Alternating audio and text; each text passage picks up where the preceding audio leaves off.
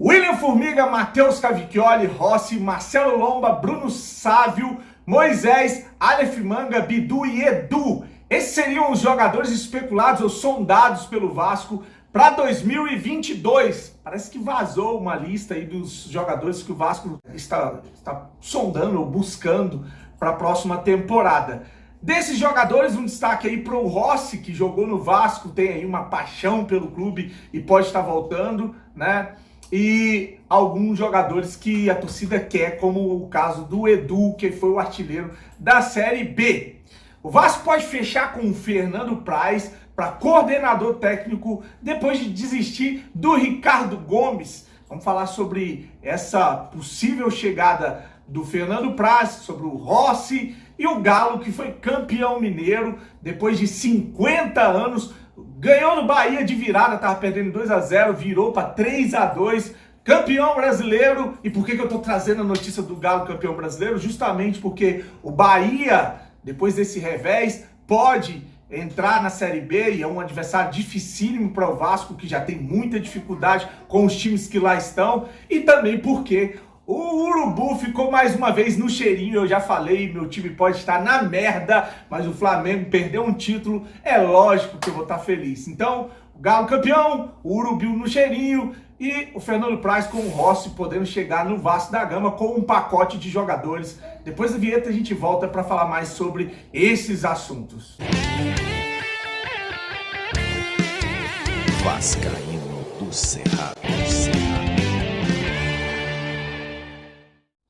Fala galera vascaína, eu sou o Thiago Fontes, fala de Brasília, Distrito Federal, trazendo mais um vídeo para o canal, contando sempre com o seu joinha, o seu like que é fundamental para esse canal ser indicado no YouTube. Chegou a primeira vez, te convido a assistir os vídeos, se gostar, se inscreve, compartilha e segue também o @Vascaíno do Cerrado lá no Instagram. Você viu aí que vazou uma lista, né?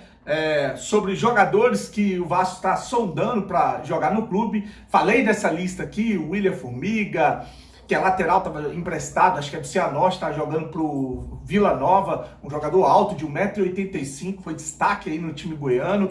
Parece que o Vasco está querendo trazer o jogador. Matheus Cavicchioli, Rossi. O caso do Rossi, o Rossi sai do Vasco naquela época que ele saiu, tinha muita briga interna, falava que ele reclamava muito da questão salarial, mas apaixonado aí, ficou apaixonado pelo clube, já declarou isso em lives, falou que fez um acordo para o Vasco pagar ele da forma que quiser pagar, tem um carinho imenso com a torcida do Vasco.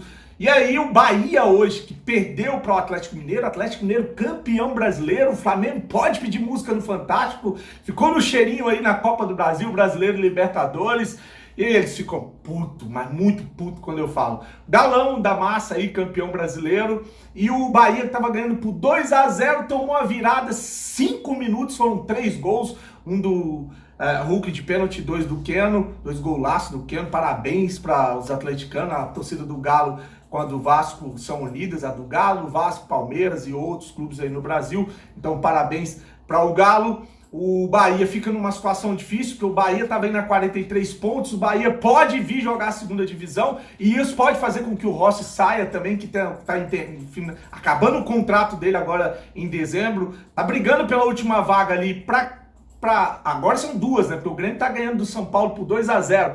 Então o Sport e a Chapecoense já estarão na segunda divisão. Na última briga ali, ou nas últimas duas vagas, tem o Grêmio com 39 pontos, vão jogar 2 jogos ainda, o Bahia com 40, o Atlético Paranaense com 42, o Cuiabá 43 e o Juventude 43, São Paulo não cai mais. Então esses são os times que podem estar na segunda divisão, com o Vasco, Cruzeiro, Náutico, CRB, CSA, Ponte Preta, Guarani, os times que ficaram aí na Série B. Então, com certeza, uma Série B dificílima. E aí, como eu falei, o Rossi, o Aleph Manga, parece que estava sendo sondado pelo Vasco, tem um problema, o empresário, acho que se manifestou, disse que tem um problema que é o salário, né, a grana para tirar ele do Goiás. Outro é o Edu, que eu já trouxe um vídeo falando, o Edu lá do Brusque, que foi artilheiro da Série B, 17 gols, um cara que é vascaíno, né, vascaíno, muito vascaíno, já falou várias vezes que tem a vontade de jogar no Vasco, então pode estar pintando aí como um atacante no clube. Então, esses reforços aí que vazaram, eu queria a sua opinião. O que você acha? Você acha que o Vasco tá no caminho certo, agora pegando jogadores da Série B, jogadores que fizeram uma boa Série B, jogadores em alta, e o Rossi, né, que é a exceção aí desses jogadores aí. Eu vou trazer uma matéria, porque a gente teve a não confirmação ou não fechamento do Ricardo Gomes para coordenador técnico do Vasco. O perfil era esse, um cara que viveu o clube, né? Foi campeão, e aí agora parece que para o lugar dele vai ser o Fernando Praz. Inclusive saiu uma matéria no Joga 10, eu vou ler um trecho da matéria que fala assim, ó: Vasco pode ter Fernando Praz como coordenador técnico. O Vasco desistiu de contratar o Ricardo Gomes e viu o Anderson Barros ficar mais longe após a conquista da Libertadores pelo Palmeiras, né, com a disputa do Mundial, enfim. Para o lugar de Ricardo Gomes, o Vasco quer o Fernando Praz, ex-goleiro, campeão da Copa do Brasil pelo clube em 2011, está se preparando para assumir um cargo de gestão.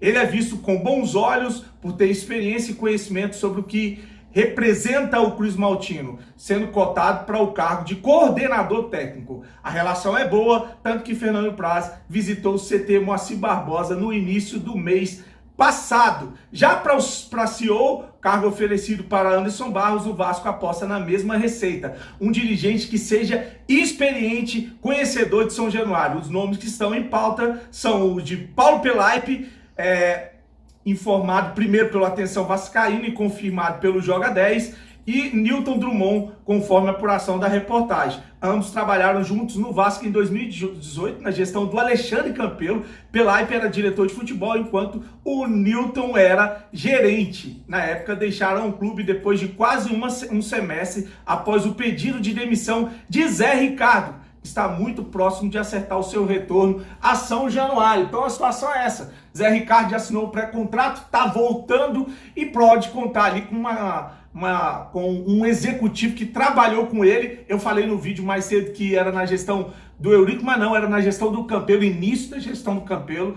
Então tá aí os prováveis nomes para o departamento de futebol do Vasco, que até agora só ficou improvável, até agora só ficou em especulações. De fato, de concreto, nada. Nem o treinador, que assinou uma espécie de pré-contrato, porque se ele assinar um contrato, ele deixa de ganhar a grana que ele está esperando receber lá no Catar. Deixa sua mensagem, compartilha o vídeo, se inscreve no canal, fala o que você achou dessas contratações, se seria uma boa para o Vasco, o departamento de futebol, esses times, o término da Série A com o Bahia podendo jogar uma Série B, o Sport e a Chapecoense já estão, né?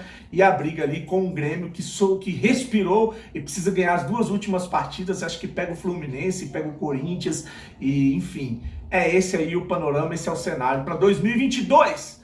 Conto com o seu joinha, grande abraço, boa noite, fique com Deus e saudações vascaínas. Eu voltei em 2011, o ambiente era péssimo. O ambiente era péssimo, recém-campeão da Copa do Brasil, hein?